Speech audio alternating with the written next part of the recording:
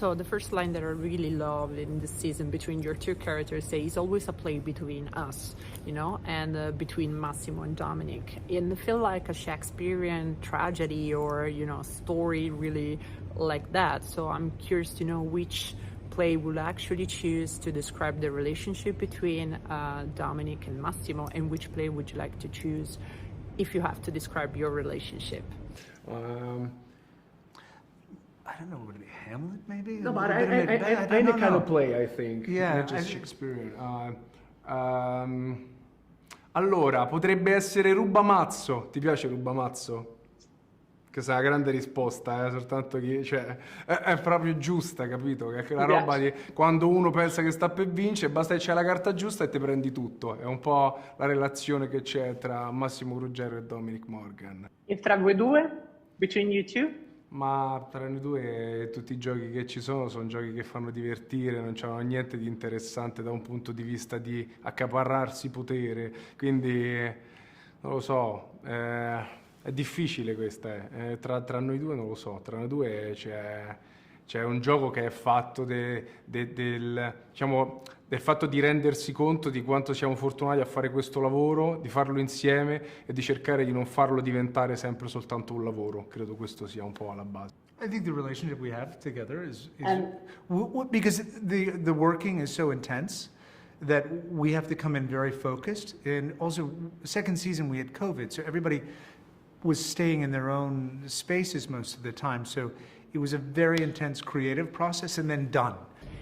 And how much is important to deal with this aspect, you know, the pandemic or the Brexit, while we're still living it? How much people will, you know, an audience will get from that, and how much did you learn in portraying this character with this story in this season? Assolutamente sì, perché Diavoli 2, ancora più di stagione 1, ha una altissima riconducibilità a fatti realmente accaduti, e c'è questa cosa che, insomma, io uso questo termine per cercare di esprimermi nel miglior modo possibile. Io ricordo perfettamente il giorno in cui le Torri Gemelle sono cadute, no? Con l'attentato. Ricordo cosa io stessi facendo, è l'effetto 11 settembre, no? La cosa che noi riusciamo a fare, secondo me, con Diavoli 2 è creare un ricordo istantaneo su che cosa tu stessi facendo in quel momento, con la Brexit, con le elezioni di Trump, capito? Tutta questa roba qui, che crea una connessione diretta con la serie e ti fa entrare subito nella serie ad un livello empatico altissimo e te la fa godere anche un po' di più. Here is like with the introducing new characters, you actually bring one of the most important topic, I think, like with Nadia, that is like an outsider. How much can be toxic to enter in how much can be tough to enter in a toxic environment at work? So how much was important to tell this side of the story for you?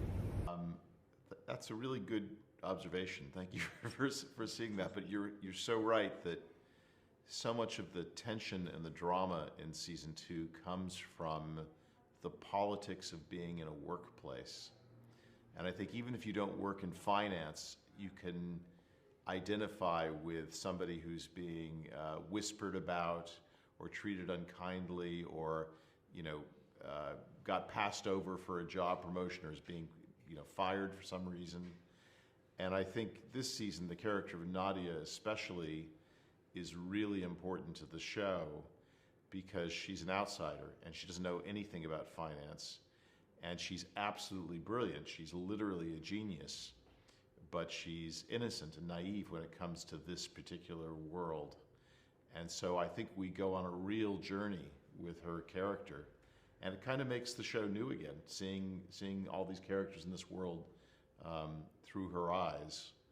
And it's also a very moving relationship because of her relationship with Dominic. So that character in particular does a lot for us this season, I think. Molto interessante vedere la spietatezza di questo mondo vicino alla purezza di un personaggio di questo tipo, no? Che ti fa anche aprire un occhio diverso su Dominic, cioè sulla sua continua ricerca, diciamo, di sostituzione quasi, no? Di un figlio morto, come avevamo scoperto in stagione 1, di un Massimo che ormai si è allontanato, e anche la sua intelligenza, la sua lungimiranza, che capisce che questo tipo di genio matematico, che addirittura riesce a intuire le mosse di una macchina di intelligenza artificiale, può essere un'arma un'arma nella sua tasca molto importante per questo nuovo tipo di guerra finanziaria e anche politica, perché la finanza, come raccontiamo in Diavoli, è strettamente legata alla politica.